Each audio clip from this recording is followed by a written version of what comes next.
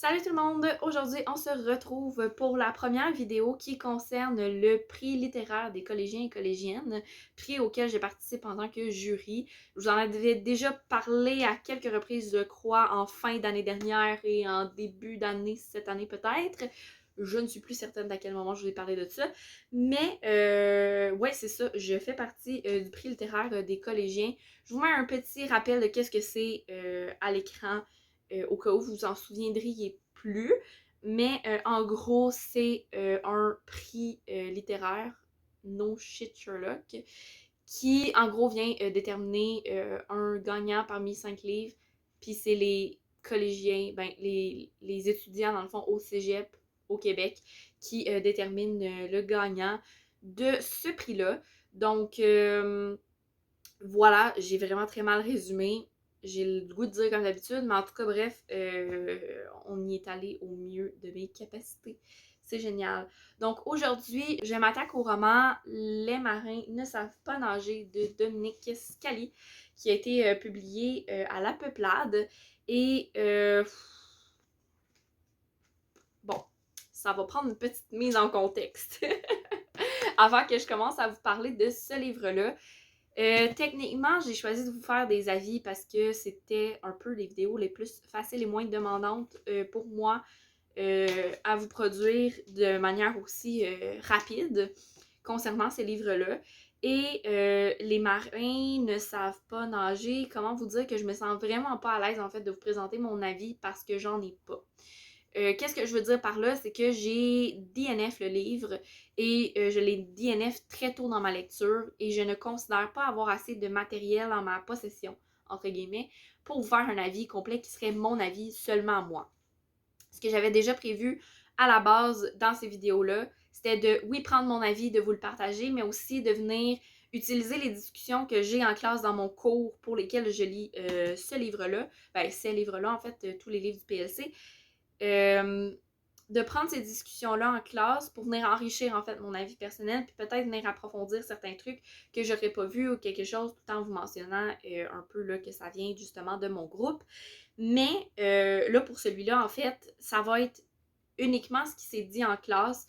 Il y a certains trucs auxquels je me raccroche euh, pour le peu que j'ai lu, mais d'avis général, ça ne sera pas mon avis pour aujourd'hui. On va se reprendre sur les prochains livres, mais pour celui-ci, comme je vous dis, je préfère ne pas vous présenter mon avis parce que je considère que j'ai vraiment pas assez lu le livre pour concrètement savoir ce qu'il en retourne. Donc voilà, c'est ça mon petit avertissement concernant cette vidéo d'avis. Mais sinon, ce que vous allez avoir, en fait, c'est l'avis de 20 personnes qui ont lu le livre, qui l'ont minimalement beaucoup plus lu que moi. Hein? Ça, c'est le strict minimum. Donc voilà, fait que sans plus tarder, on commence avec mon avis. Ben, mon avis. Notre avis autour de Les marins ne savent pas nager de Dominique Scali. Donc, première chose qui est ressortie, c'est clairement la richesse de l'univers. Ça, on se mentira pas, c'est quelque chose qui, depuis le début dans la critique, là, je vais parler aussi de la critique Don't Worry, c'est parce que j'ai dû en lire beaucoup des critiques pour agrémenter la chose, bref. Donc, c'est quelque chose qui s'est beaucoup dit dans la critique, que l'univers est vraiment très riche, qui a demandé énormément de recherche, puis ça, c'est sûr, on peut pas lui enlever. Il y a cette maîtrise-là de la création d'un univers, et c'est de ce point de vue-là très bien, puisque quand même plutôt rare au Québec. Je veux pas trop m'avancer là-dessus, mais c'est vrai que quand même au Québec, c'est rare qu'on va se rendre dans la grosse création d'univers à saveur imaginaire, fantastique, quoi que ce soit. Puis là, c'est vraiment le cas, en fait, avec l'île 10, l'endroit où se déroule l'histoire de Danae. On a droit à un univers qui est vraiment très, très riche, très complexe et très décrit. Très, très décrit. Au point où, en fait, on a l'impression que c'est comme un espèce de tombe pour mettre en place l'univers, puis qu'il y aurait comme une histoire, une autre histoire qui viendrait après ça se placer, un autre livre qui viendrait se placer dans cet univers-là. Parce que franchement, l'intrigue, elle est pas. Elle est pas palpitante. Je vais dire ça comme ça.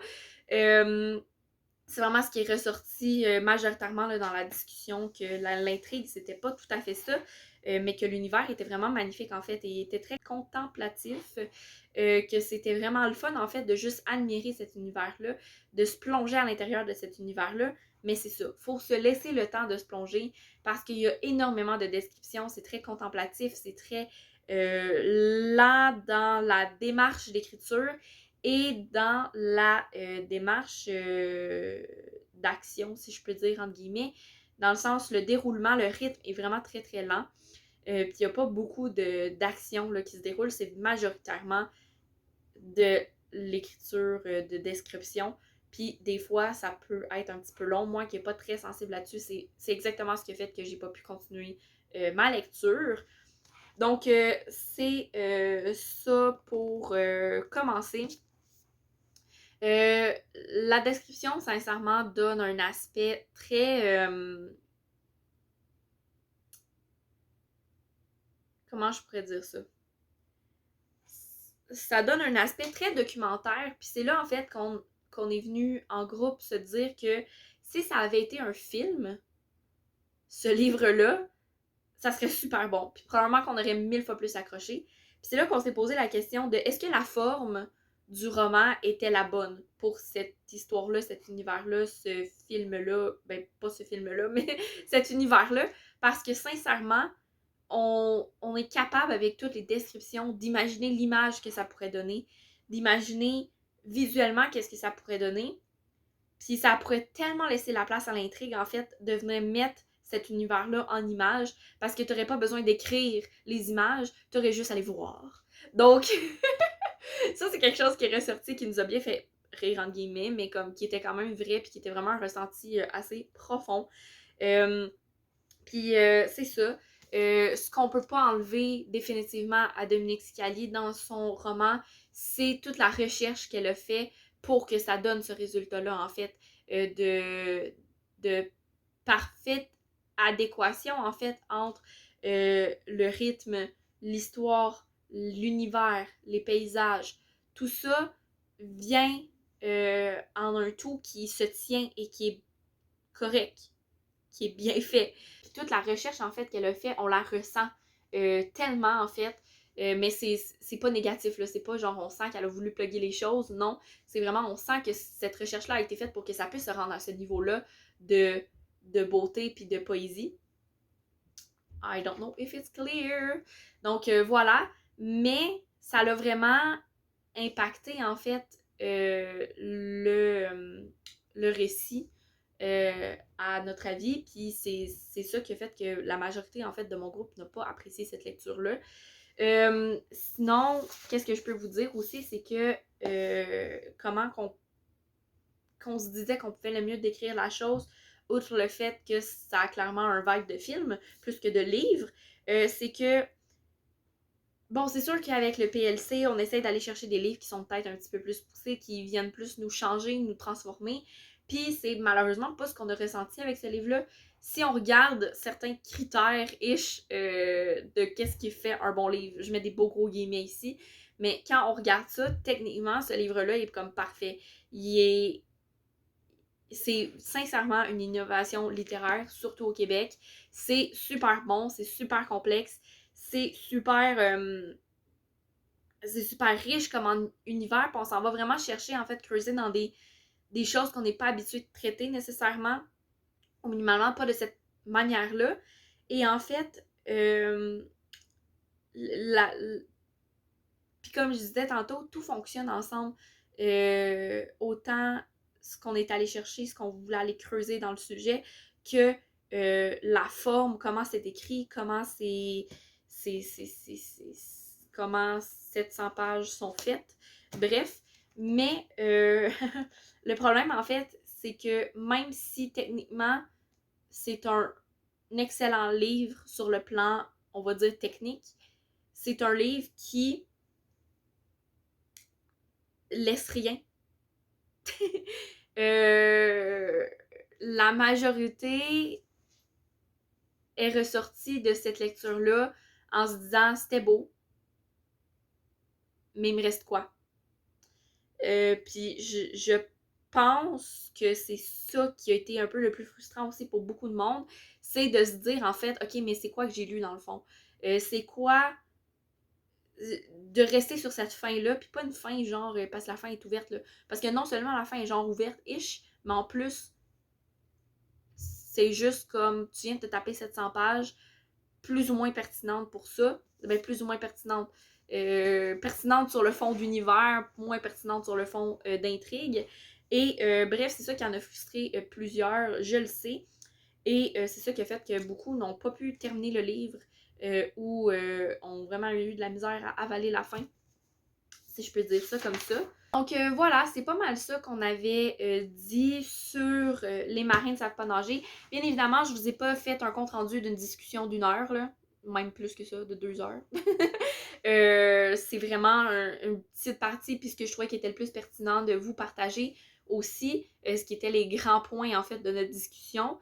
Si, mettons, je fais un petit résumé très très très rapide, on félicite l'ambition et le niveau de recherche que ça a demandé. On félicite la maîtrise de la création de l'univers qui a été fait, mais c'est tout en guillemets parce que c'est très très très descriptif, très très très contemplatif. Et si t'arrives pas à te plonger là-dedans en te disant que ça va être ça, si tu veux te plonger dans ce livre-là en te disant je lis un livre qui est descriptif, qui est contemplatif, je le prends pour l'univers qui est créé, puis pour enjoy cet univers-là, go for it. Si c'est pas ton genre de lecture, plonge-toi pas là-dedans, tu vas souffrir.